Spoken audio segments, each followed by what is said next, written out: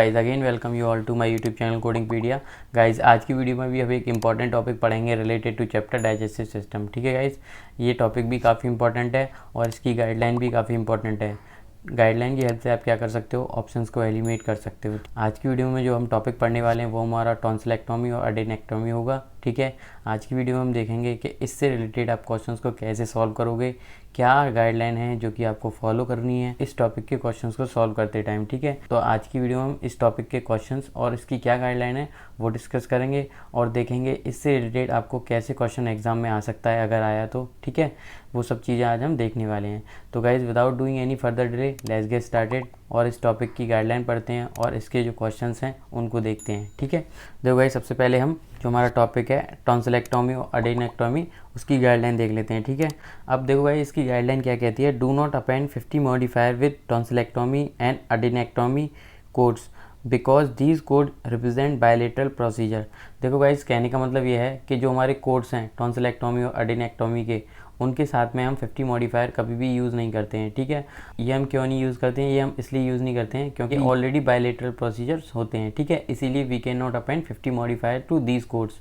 अडेनेक्टोमी codes जो होते हैं और टॉन्सिलेक्टोमी कोड्स जो होते हैं उनके साथ में हम 50 मॉडिफायर यूज़ नहीं करते हैं। ठीक है, दूसरी चीज़ है कि कौन सी कोड रेंज आती है अडेनेक्टोमी कोड्स में और टॉन्सिलेक्टोमी कोड्स में। ठीक है, जो हमारी कोड रेंज आती है वो आती है 42,820 से लेके 42,836। ये हमारी कोड रेंज रहती है किसके लिए, टॉन्सिलेक्टोमी के लिए और अडेनेक्टोमी कोड्स के लिए। ठीक है, देखो कभी कभी क्या होता है आपके सिनारियो में क्या है, अगर मान लो अडेनेक्टोमी यूनिलेटरल प्रोसीजर दे रखा है तो जो आपका एप्रोप्रिएट कोड होगा अडेनेक्टोमी के लिए उसके साथ में हम 52 मॉडिफायर लगाते हैं। ठीक है, ये भी दे रखा है 52 modifier we have to use for the unilateral procedure. ठीक है, अगर आपके सिनारियो में यूनिलेटरल प्रोसीजर होगा at the time you have to code 52 modifier with appropriate code, चाहे वो अडेनेक्टोमी का हो चाहे वो टॉन्सिलेक्टोमी का हो। ठीक है गाइस, आपको सिनारियो में देखना हो क्या रहा है, होने के बाद में आपको देखना है अगर वो यूनिलेटरल वहाँ पे दे रखा है कुछ तो ये समझ जाना कि आपको वहाँ पे 52 मॉडिफायर देना है। ठीक है, अब देखो कुछ एग्जांपल से हम समझ लेते हैं। अब इसमें एग्जांपल देखो, when your ENT perform unilateral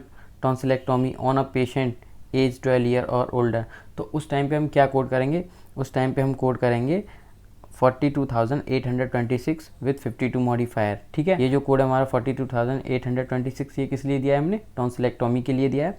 यहाँ पे कि पेशेंट की एज 12 ईयर और ओवर होती है। ठीक है, उस टाइम पे वी हैव टू कोड 42,826। अब यहाँ पे हमने 52 मॉडिफायर गाइस क्यों दिया है, वो इसीलिए दिया है जैसा कि मैंने आपको बताया था, अगर वहाँ पे सिनारियो में आपको यूनिलेटरल प्रोसीजर मिलता है at that time you have to append 52 modifier. ठीक है, बायलेटरल के लिए आपको 50 मॉडिफायर देने की जरूरत नहीं क्योंकि ये जो कोर्स होते हैं वो ऑलरेडी बायलेटरल प्रोसीजर रिप्रेजेंट करते हैं। ठीक है, अब देखो दूसरी चीज़ भी इसी में दे रखी है, when your ENT perform tonsillectomy on patient age 12 और ओल्डर, तो उस टाइम पे हम without modifier we have to code 42,826। ठीक है, यहाँ पे हमने कोई भी मॉडिफायर यूज़ नहीं किया है। ठीक है, क्यों नहीं यूज़ किया है, क्योंकि ऑलरेडी बायलेटरल प्रोसीजर होता है। ठीक है, यूनिलेटरल दिया था तो हमने वहाँ पे 52 मॉडिफायर शो किया था। ठीक है, बट यहाँ पे केवल टॉन्सिलेक्टोमी दे रखा है, मतलब कि हमारा बायलेटरल प्रोसीजर हो रहा है। ठीक है, और पेशेंट की एज क्या है यहाँ पे 12 ईयर और ओल्डर। ठीक है, और इसका जो एप्रोप्रिएट कोड है हमारा टॉन्सिलेक्टोमी का वो है 42,826। ठीक है गाइज, अब देखिए कुछ क्वेश्चंस देख लेते हैं जिससे हमें और बेटर आइडिया लगेगा कि इस टॉपिक से रिलेटेड आपको कैसा क्वेश्चन एग्जाम में आ सकता है। ठीक है, देखो ये वाला क्वेश्चन पढ़ो, इसमें क्या हो रहा है, प्रोसीजर हो रहा है। प्रोसीजर क्या चीज़ हो रही है, टॉन्सिलेक्टोमी और अडेनेक्टोमी। ठीक है,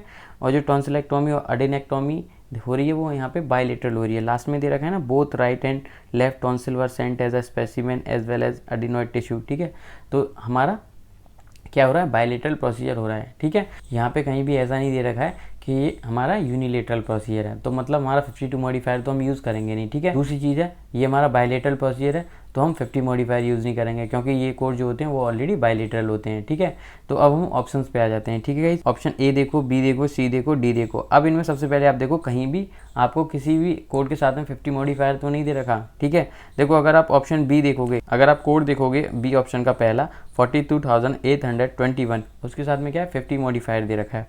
और ये वाला कोड हमारा किसके लिए आता है, ये आता है टॉन्सिलेक्टोमी और अडेनेक्टोमी के लिए। ठीक है, हमने क्या पढ़ा था कि हमारा जो कोड्स हैं टॉन्सिलेक्टोमी और अडेनेक्टोमी उनके साथ में हम 50 मॉडिफायर कभी भी यूज़ नहीं करते हैं। तो ठीक है, इस बेस पे हमने क्या किया, ऑप्शन बी को एलिमिनेट कर दिया। ठीक है, अब आता है हमारा option A, option C and option D. देखो अगर आप ऑप्शन ए देखोगे वो हमारा 42,826। ठीक है, और ये हमारा किसके लिए आता है, ये हमारा आता है टॉन्सिलेक्टोमी के लिए आता है। पेशेंट की एज कितना है 12 और ओवर।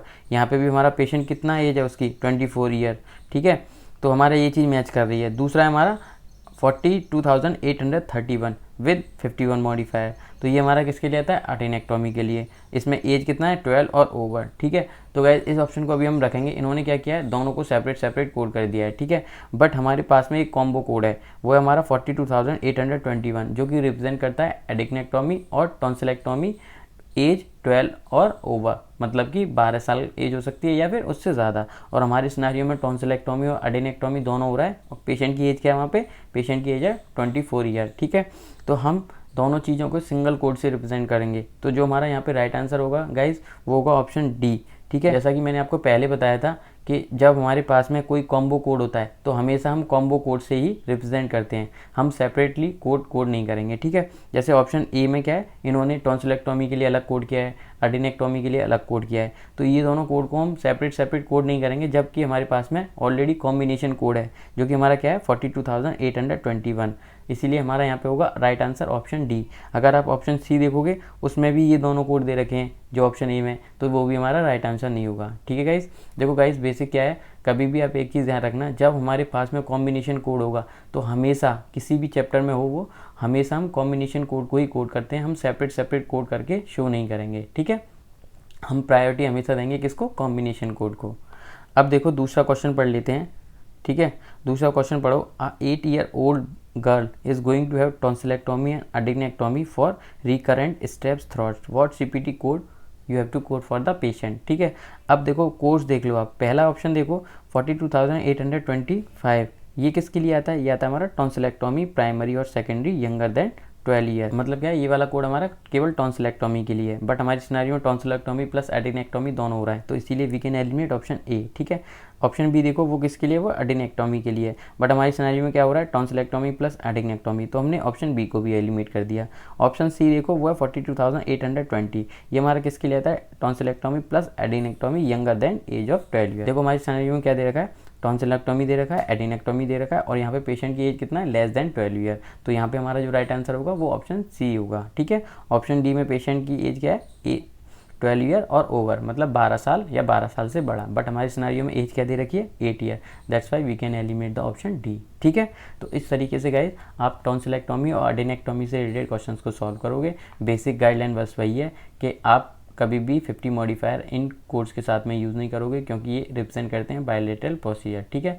दूसरी चीज़ में ये है कि अगर आपके सिनेरियो में यूनिलेटरल दे रखा है तो that means you have to append 52 modifier with appropriate code, चाहे वो एडिनेक्टोमी का हो चाहे वो टॉन्सिलेक्टोमी का हो, ठीक है। तो इस तरीके से आप इस टॉपिक के क्वेश्चंस को सॉल्व करोगे अपने एग्जाम में, ठीक है गाइस। आई होप आपको वीडियो पसंद आया होगा, आपको समझ में आया होगा कि इस टॉपिक से रिलेटेड आप क्वेश्चंस को कैसे सॉल्व करोगे, क्या गाइडलाइन आपको फॉलो करनी है। तो गाइस आज की वीडियो में केवल इतना ही। If you like my video please hit the like button, share and subscribe to my channel for further videos related to CPC exam.